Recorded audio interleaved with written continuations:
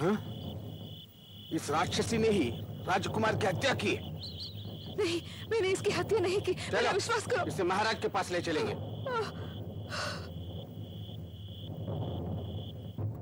महाराज, इसने राजकुमार के आभूषणों की चोरी की है, राजकुमार की हत्या की है। इसका शरीर धड़ से अलग किया जाए।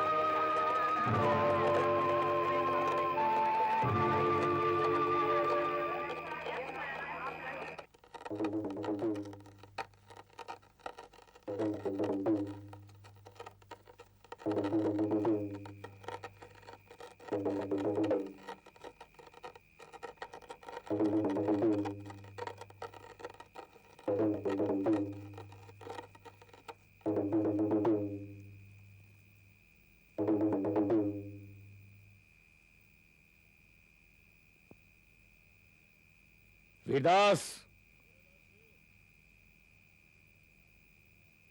यजमान आप, हीरे जवाहरात और आभूषणों के लिए इस हत्यारिन ने राजकुमार की हत्या कर दी है। राजा की आज्ञा है कि इस स्त्री का सिर धड़ से अलग कर दिया जाए, क्योंकि वो हत्यारिन है। ले आओ उसे।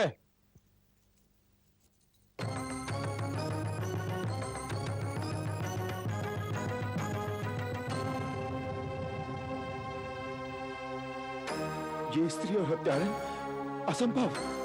संभव और असंभव के निर्णायक तो राजा हैं, और राजा की आज्ञा का पालन करना हमारा धर्म है। मेरे दास होने के नाते तुम मेरी आज्ञा का पालन करो, इस स्त्री का वध करो। लो इसे। हाँ,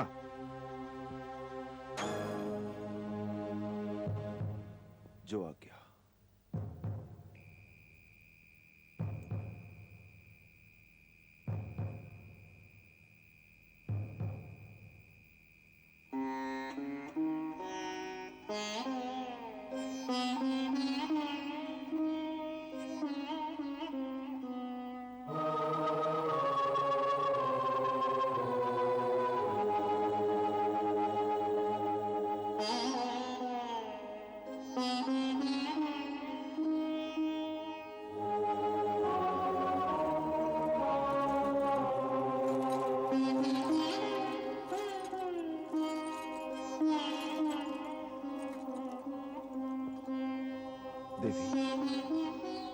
तुम जैसी नारी शिरोमणि और पतिव्रता पर ऐसा आरोप, ऐसा कठोर दंड, ये तो अन्याय की पराकाष्ठा है।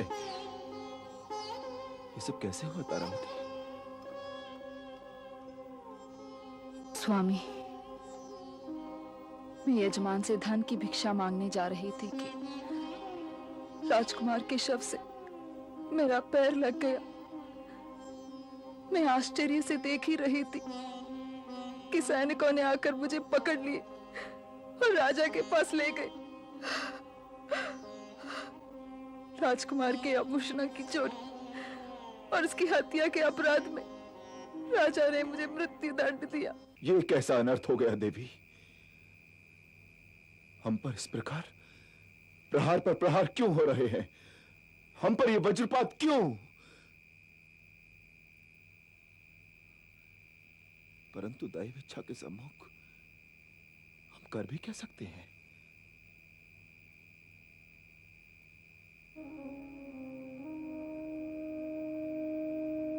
अपने यजमान की आज्ञा का पालन करके मुझे अपना कर्तव्य निभाना ही होगा।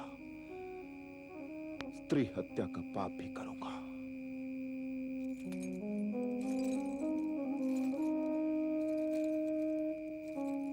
ये दोष तो मेरा है स्वामी। आप अपना धर्म निभाइए और मेरा अंतिम नमस्कार स्वीकार कीजिए। तारामती, तुम मेरी सर्वस्व हो। अर्धांगिनी होकर तुमने मेरे जीवन को सजाया है, संवारा है, चरितार्थ किया है। तुम्हारे अटल विश्वास, श्रद्धा और सहयोग के बिना मेरा जीवन लक्ष्य अपूर्ण हो जाता। अपने कर्तव्य को पूरा करना इस हरिश्चंद्र का परम धर्म है, और अपने धर्म को ना निभाकर मैं तुम्हारा जीवन कलुषित नहीं करना चाहता।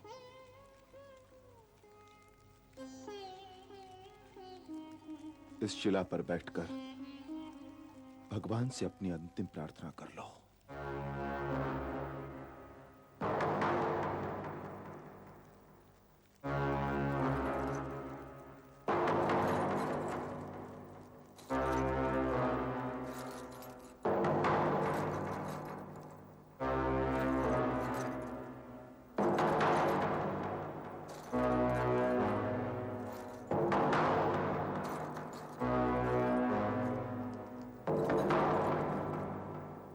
हे काशी विश्वनाथ, पुरुषोत्तम, सत्यव्रती, वचनबद्ध श्री हरिश्चंद्र की अर्धांगिनी होने का भाग्य जन्म जन्मांतरों तक मुझे प्राप्त हो, यही मेरी अंतिम प्रार्थना है।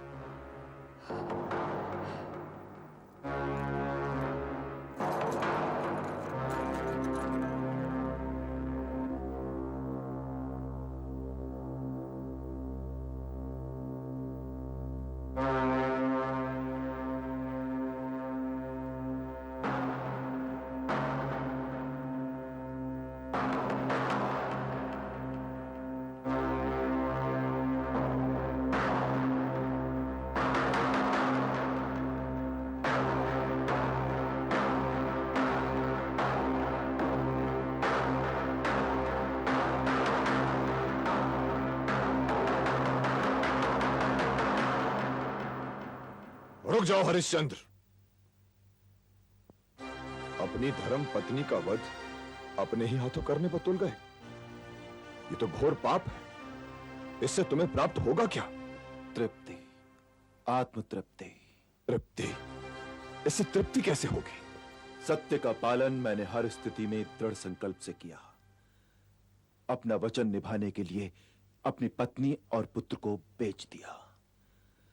अपराधीन ठहराई गई पत्नी का वध करने में भी मैं संकोच नहीं कर रहा हूं। अपनी सच्चरित्रता प्रमाणित करने के लिए मनुष्य को इससे उत्तम अवसर और क्या प्राप्त होगा? इससे बढ़कर तृप्ति और क्या होगी कि विधाता प्रदत्त जीवन को मैंने निर्मल और पवित्र ही रहने दिया। इतना वैरागी न बनो हरिश्चंद्र। जीवन के प्रति ऐसी निर्दयता, अपने कर्तव्य पालन की ऐसी निष्ठा मूर्खता नहीं है तो और क्या है? मेरा कहा मानो, मेरी मातंगी कन्याओं से विवाह कर लो। कह दो कि तुम्हें कोई ऋण नहीं चुकाना, मैं तुम्हें तुम्हारा राज्य लौटा दूंगा। ऋषिवर, यही निर्णय मेरा अंतिम निर्णय है और इसमें कोई परिवर्तन नहीं हो सकता। मैं अपने कर्तव्य से विमुख होकर पाप नहीं करूंगा।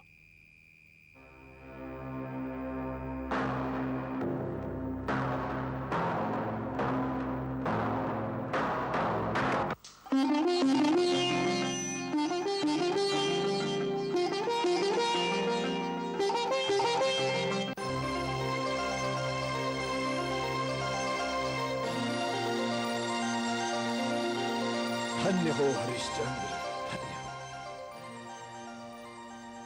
तुम्हारा चरित्र दिव्य है, भव्य है। तुम आदर्शों के आदर्श हो। स्वयं ब्रह्मा भी तुम्हें रचकर पुनीत हो गए। तनिक वहां देखो।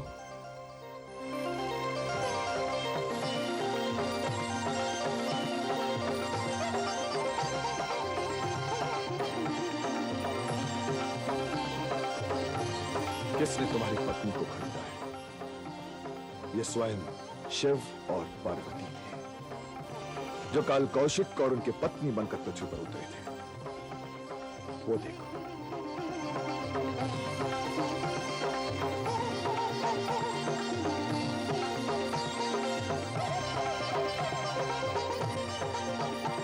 किसने तुम्हें दास बनाया है? वो स्वयं यमराज थे, जो वीरबाहु बने थे।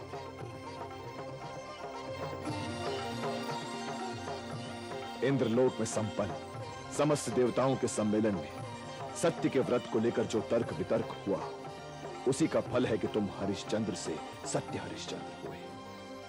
हरिश्चंद्र, तुम्हारे कुलगुरु होने के नाते मुझे तुम पर गर्व है। विश्वामित्र, अब तो मान गए ना कि सत्य का व्रत असंभव नहीं, संभव है। शब्द हमारे शब्दकोश में है ही नहीं ऋषिवर। स्वयं हमारा उदाहरण लीजिए। हम राजा से राजऋषि और राजऋषि से महर्षि नहीं बने, अब हम ब्रह्म ऋषि भी बनकर दिखलाएंगे। तो फिर आपने उस दिन दांव क्यों लगाया? ब्रह्म ऋषि, आप तो जानते हैं कि देवता सदा अपने आप को सर्वश्रेष्ठ, उत्तम और मानव के भाग्य का निर्णायक मानते आए हैं।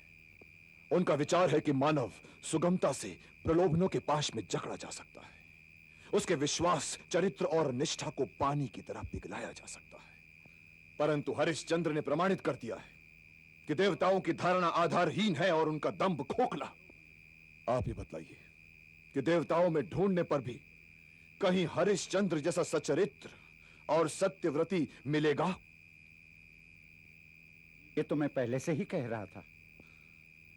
आप तो केवल कह रहे थे। ब्रह्म ऋषि वशिष्ठ, हमने तो सिद्ध करके दिखलाया है आज।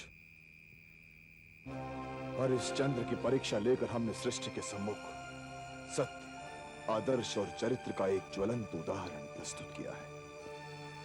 हे हरिश्चंद्र, तुम्हारा नाम चिरस्थायी रहे। अपने आधे तपोबल के साथ आज हम तुम्हें तुम्हारा पूर्व वैभव, धर्म पत्नी और पुत्र लौटा रहे हैं। रोहित,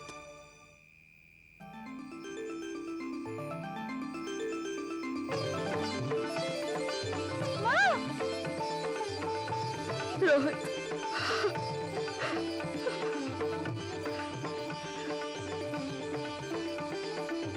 यशस्वी भव, सौभाग्यवती भव, चिरंजीवी भव।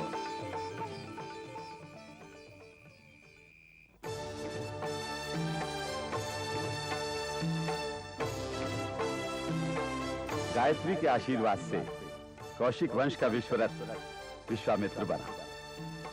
ये तेजस्वी और यशस्वी योद्धा राजा से राजऋषि, राजऋषि से महर्षि और महर्षि से ब्रह्मऋषि हुआ। अपनी इस लक्ष्य सिद्धि के लिए जीवन भर वो संग्राम करता रहा। ब्रह्मा ने स्वयं प्रत्यक्ष होकर विश्वामित्र को ब्रह्मऋषि घोषित किया, परंतु विश्वामित्र का आग्रह था कि वशिष्ठ ही उन्हें ब्रह्मऋषि घोषित करें।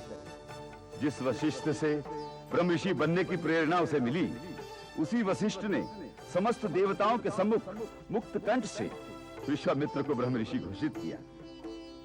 सृष्टि को उसकी देन अपूर्व है। उसने अपने तपोबल से गायत्री का साक्षात्कार किया। जिस राजा सत्यव्रत को सशरीर स्वर्ग में आने से देवता रोक रहे थे, उसके लिए एक नया स्वर्ग ही रचा। भरत विश्वामित्र ही का पोता था, जिसके नाम पर यह देश भारतवर्ष कहलाया। देवता अपने को सर्वश्रेष्ठ और मानव को हीन मानते आ रहे थे।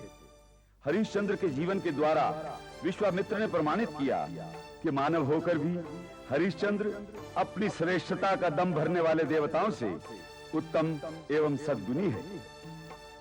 बालक राम और लक्ष्मण को वन ले जाकर उन्हें धनुर्धारी और वीर शूर बनाया। उनसे ताटकी जैसे राक्षसों का वध करवाया। राम के चरण स्पर्श से शापग्रस्त अहिल्या को मुक्ति मिली। राम का विवाह सीता से संपन्न हुआ। इन सभी कल्याणकारी कार्यों का सूत्रधार विश्वामित्र ही है। राम सीता विवाह के उपरांत ब्रह्मऋषि विश्वामित्र सप्त ऋषियों में से एक हुआ। विश्वामित्र का जीवन अनुपम, अद्वितीय और वंदनीय है।